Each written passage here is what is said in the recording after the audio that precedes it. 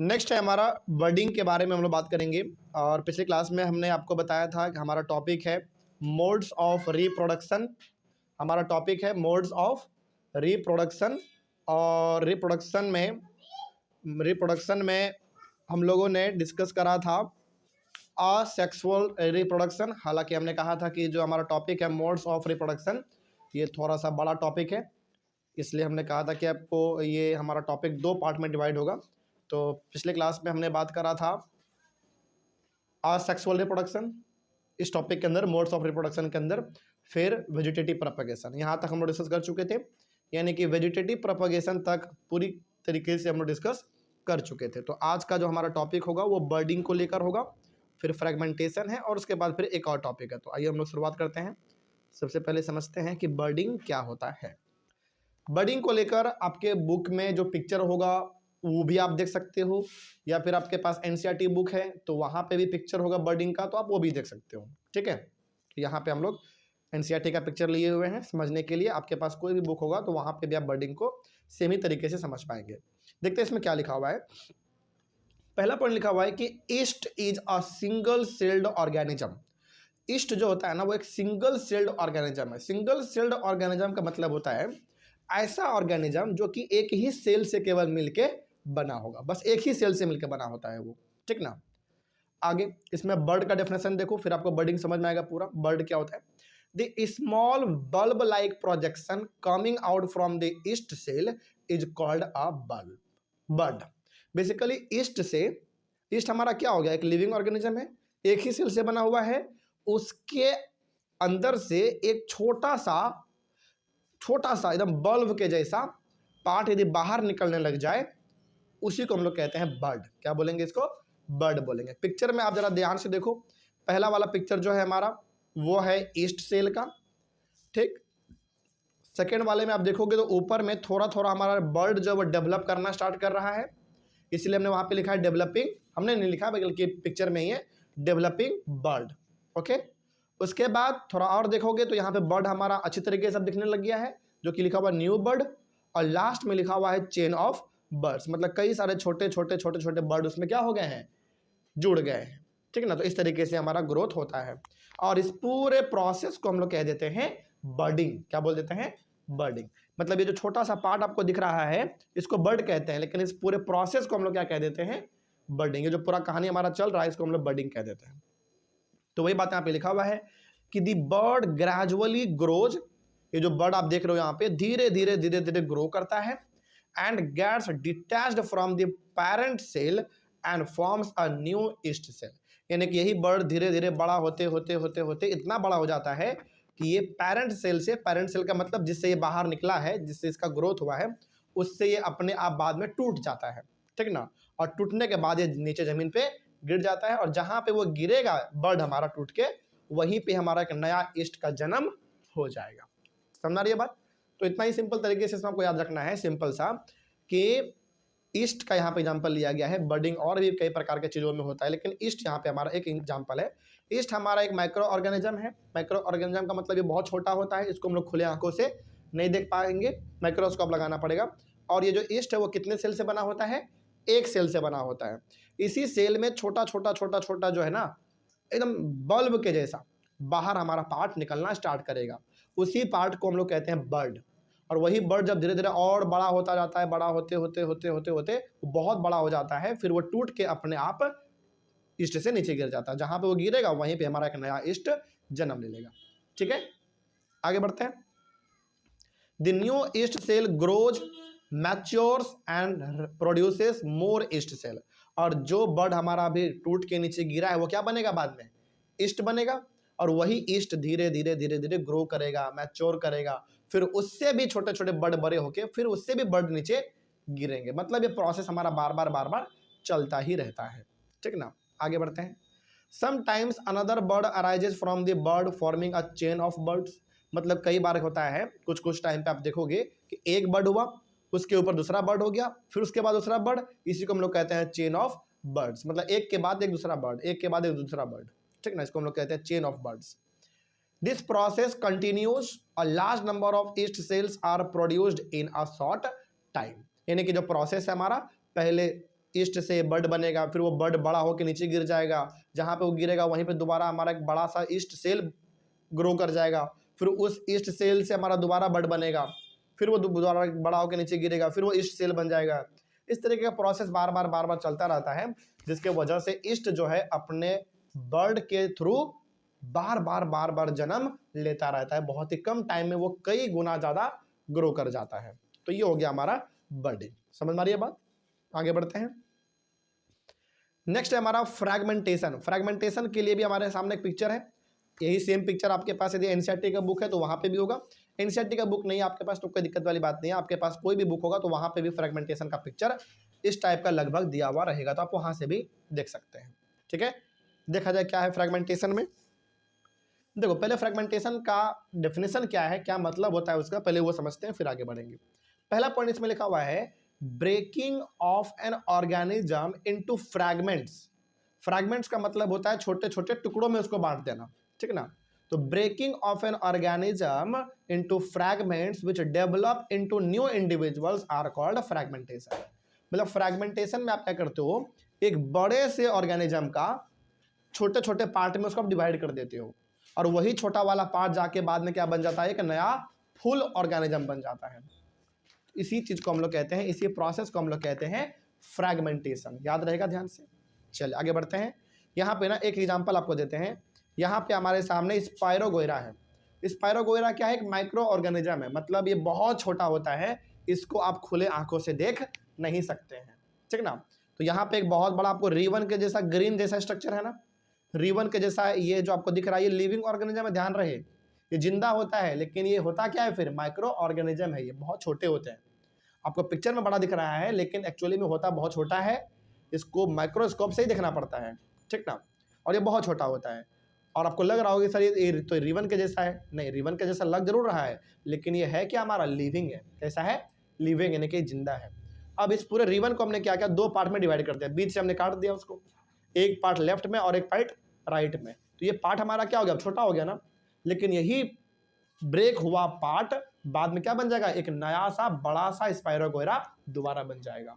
तो स्पाइरोगोइरा का सिंपल सा कहानी यहाँ पे ये है कि जब आप एक बड़े से स्पाइरोगोइरा को कई सारे छोटे छोटे पार्ट में डिवाइड कर देते हैं, तो वही छोटा छोटा पार्ट बाद में जाके एक नया स्पाइरोगोइरा बन जाता है। इसी प्रोसेस को हम लोग कहते हैं फ्रैगमेंटेशन। याद रहेगा ये चीज, ध्यान रखना है। आगे, when water and nutrients are available, algae grow and multiply rapidly by fragmentation। Fragmentation हम लोगों को और भी एक जगह पर देखने को मिलता है, कहाँ पे, एल्गे में। एल्गे का मतलब होता है नल के बगल में, चापाकल के बगल में जो काई जम जाता है ना, ग्रीन ग्रीन कलर का, वो भी फ्रैगमेंटेशन के वजह से ही होता है। मतलब पहले काई होता है बहुत कम, लेकिन धीरे धीरे वो बढ़ता चला जाता है कि नहीं।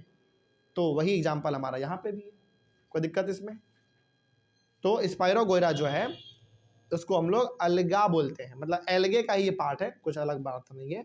मतलब वो जो आप देखते हो नल वगैरह के बगल में काई जम जाता है, वो स्पाइरोगोइरा ही होता है। फिर आपके मन में सवाल होगा कि सर आपने बोला कि इसको हम लोग देख नहीं सकते हैं, लेकिन हम तो काई को देख लेते हैं। बिल्कुल आप काई को देख पाते हैं, लेकिन तब देख पाते हैं जब वहां पे काई बहुत जमा हो जाता है तब। लेकिन स्पाइरोगोइरा यानी कि अलगा जो है, एक रहेगा ना, एक या फिर दो रहेगा, तो आप उसको खुले आंखों से नहीं देख पाओगे, लेकिन आप देख पा रहे हैं, इसका मतलब है कि वहां पे काई बहुत ही ज्यादा जम गया है, मतलब वहां पे स्पाइरोगोइरा काफी ज्यादा आ चुका है, तब हम लोग उसको देख पाते हैं, नहीं तो नहीं देख पाते, ठीक ना। तो जहां पे पानी रहेगा, उस पानी में थोड़ा बहुत न्यूट्रिएंट वगैरह उसको मिलता रहेगा, तो वहीं पे हमारा एल्गी जो है, यानी कि जो काई है, जिसको आप स्पाइरोगोइरा भी कह सकते हैं, वो वहां पे डेवलप होता रहता है, मल्टीप्लाई करता रहता है। इसी चीज को हम लोग कहते हैं फ्रैगमेंटेशन। आगे, an algae breaks up into 2 और मोर फ्रैगमेंट्स, यानी कि जो वो एल्गे हैं, बेसिकली स्पाइरोगोइरा के भी बारे में बात हो रहा है, इसी के बारे में।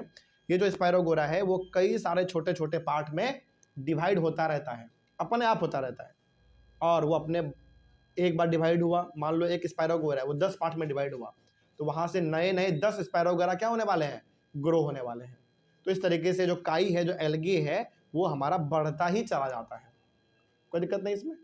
आगे, नेक्स्ट, दिस फ्रैगमेंट्स और pieces grow into new individual, यानी कि जितने ही पार्ट में आप उसको डिवाइड करोगे, उतना पार्ट उसका बाद में जाके एक नया स्पाइरोगोइरा बन जाएगा, एक यानी कि एक नए ऑर्गेनिज्म का वो रूप ले लेता है, नया स्पाइरोगोइरा बन जाता है।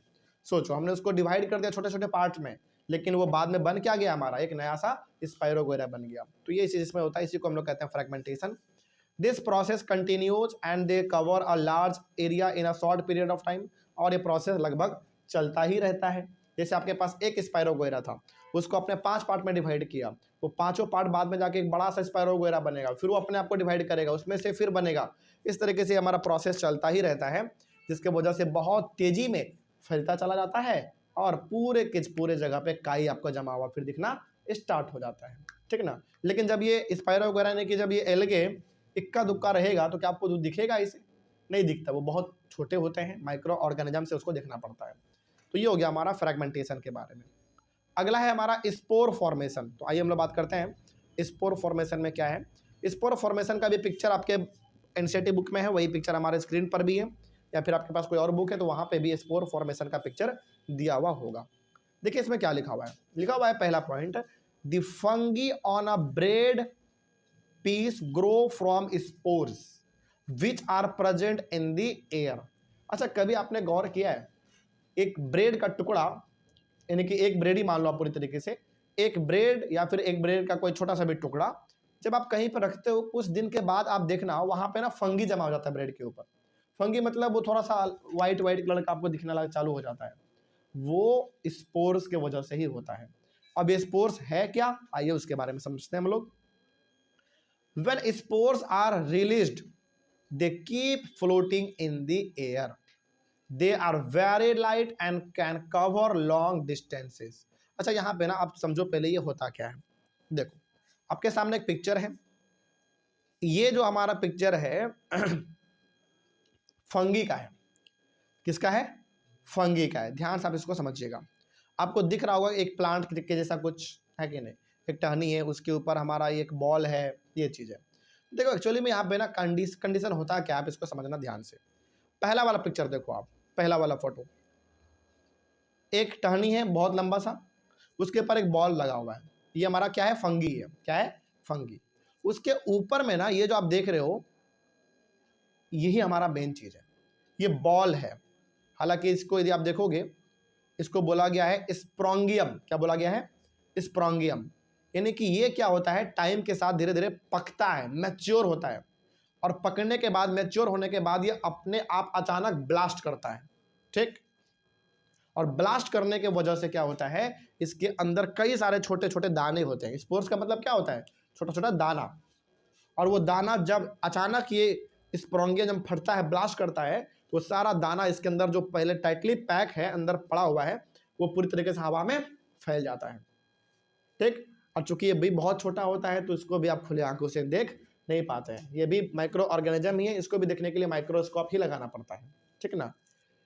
तो जब ये हमारा स्पोरोंगियम एक बार मैच्योर होता है, पक जाता है पूरी तरीके से, तभी अपने आप को ब्लास्ट करता है। ब्लास्ट करने की वजह से क्या होता है, इसके अंदर जितने भी स्पोर्स होते हैं, यानी कि छोटे छोटे जितने भी दाने होते हैं, वो सारे दाने हमारे हवा में फैल जाते हैं। और वही हवा में फैला हुआ दाना यानी कि स्पोर्स यदि किसी ब्रेड पे आके जम गया, तो वहीं पे उस दाने से क्या बन जाएगा, हमारा एक नया फंगी तैयार हो जाएगा। और एक फंगी तैयार हो गया तो अपने बच्चों को बार बार फिर जन्म देगा, और फिर इसी तरीके से पूरे ब्रेड पे पूरा फंगी जमा हो जाता है। समझ मारिए बात। तो वही बात यहाँ पे लिखा हुआ था आगे। तो ये जो स्पोर्स है ये बहुत छोटे होते हैं, बहुत छोटे दाने होते हैं, इसीलिए कहा जाता है ना कि खाना वगैरह को पैक करके रखा करो। क्योंकि देखो होता क्या है, आपके आसपास भी फंगी आपको पता नहीं होता है, क्योंकि बहुत छोटा होता है ना, हमारे खुले आंखों से हम इसको देख नहीं पाते, बहुत छोटा होता है। लेकिन मान लो फंगी क्या किया, उस फंगी में जो स्प्रोंगियम है वो पक गया, मैच्योर हो गया, वो ब्लास्ट करेगा। ब्लास्ट करने से क्या होगा, उसके अंदर जितने भी दाने हैं, छोटे छोटे स्पोर्स हैं, वो हवा में फैल जाएगा। और मान लीजिए गलती से आपका वो पूरा का पूरा, पूरा नहीं, मान लो 2-4 यदि दाना स्पोर्स आपके खाना में आके बैठ गया या फिर ब्रेड पे आके बैठ गया, तो पूरे ब्रेड को वो क्या कर देगा, बर्बाद कर देगा। इसीलिए खाने को पैक करके रखा जाता है, ताकि उसके ऊपर कोई भी फंगी का अटैक ना हो सके, उस फंगी का कोई दाना भी आके ना गिर सके, ठीक ना। आगे आगे the spores are asexual reproductive bodies. ये जो हमारा स्पोर्स है ये असेक्सुअल रिप्रोडक्टिव बॉडी है। हमने बताया था ना, सेक्सुअल रिप्रोडक्शन और असेक्सुअल रिप्रोडक्शन, तो ये हमारा असेक्सुअल रिप्रोडक्टिव बॉडी होता है स्पोर्स हमारा। Each spore is covered by a hard protective coat to withstand unfavorable conditions such as high temperature and low humidity. यानी कि जितने भी आप स्पोर्स देख रहे हैं, दाने ये सारे के सारे दाने के ऊपर एक लेयर होता है किसका, जिसको हम लोगों ने क्या बोला था अभी, स्पोरेंजियम कहा था। क्या बोला था हमने? स्पोरेंजियम क्या करता है, उसके अंदर जितने भी दाने हैं, स्पोर्स हैं, उन सभी को पैक करके रखता है, बचा के रखता है। किससे? हवा से, पानी से, धूप से बचा के रखता है। लेकिन जब वो एक बार पक जाएगा, मैच्योर हो जाएगा, तो अपने आप ब्लास्ट कर जाएगा और सारे दाने हवा में फैल जाएंगे और जहाँ पे वो पड़ेगा वहाँ पे फंगी का ग्रोथ स्टार्ट हो जाएगा, फंगी का उगना स्टार्ट हो जाएगा, है ना। तो ह्यूमिडिटी से, टेम्परेचर से, हवा से, पानी से, है ना, इन सभी चीज़ें उसको बचा के रखने के लिए स्पोर्स के ऊपर एक लेयर होता है, एक परत होता है जो उसको बचा के रखता है। आगे, so they can survive for a long time, इसीलिए ताकि वो लंबे समय तक सर्वाइव कर सके, लंबे समय तक रह सके। Under favourable conditions a spore germinates and develops into a new individual, यानी कि जब ये हमारा स्पोरेंजियम पक जाएगा, ब्लास्ट करेगा, मैच्योर होने के बाद ब्लास्ट करेगा, यदि किसी भी जगह पे जाके हमारा वो स्पोर गिर जाता है, हवा में उड़ते उड़ते उड़ते उड़ते कहीं पे भी वो दाना जाके गिर गया, तो वहीं पे एक नए फंगी का जन्म हो जाएगा। ठीक ना, वही बात यहाँ पे लिखा हुआ था। Plants such as moss and ferns also reproduce by means of spores, यानी कि कुछ प्लांट जैसे मॉस हो गए, हमारे फर्न्स हो गए, इस प्रकार के जो प्लांट हैं वो इसी तरीके से ग्रो करते हैं। उसके पहले स्पोरेंजियम पकेंगे, मैच्योर होंगे, फिर वो ब्लास्ट करेगा, उसके अंदर जो स्पोर यानी कि जो दाना होगा वो हवा में फैलेगा, हवा में फैलने के बाद उसको कहीं पे वो गिरेगा और यदि वहाँ पे उसको अच्छी तरीके से हवा पानी सब कुछ मिल गया तो वहीं पे उसका नया प्लांट का ग्रोथ स्टार्ट हो जाता है। तो मॉस, फर्न्स, वो सारे प्लांट इसी तरीके से हमारा ग्रो होता है स्पोर फॉर्मेशन से। समझ में आ गया बात? कोई दिक्कत? तो यहाँ पे हमारा हो गया पहला वाला जो हमारा मेन था वो खत्म, मोड्स ऑफ रिप्रोडक्शन। इसमें बेसिकली आपने किसके बारे में बात किया बताओ, सेक्सुअल रिप्रोडक्शन या असेक्सुअल रिप्रोडक्शन? असेक्सुअल, ज़्यादातर इसमें, ज़्यादातर नहीं लगभग सारे में हम लोगों ने असेक्सुअल को देखा है। ठीक है ना। अब हम लोग बात करेंगे सेक्सुअल रिप्रोडक्शन के बारे में। तो अगला जो हमारा टॉपिक है वो हमारा टॉपिक है सेक्सुअल रिप्रोडक्शन के बारे में, लेकिन हम लोग इसको करेंगे अपने अगले वाले क्लास में। ठीक है, तो मिलते हैं हम लोग अपने अगले क्लास में। Thank you very much.